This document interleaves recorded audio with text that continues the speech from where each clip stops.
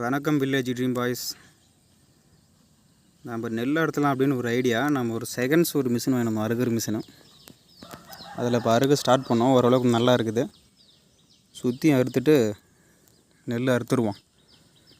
நம்மளுடைய வேட்டை இனிதே ஆரம்பம்.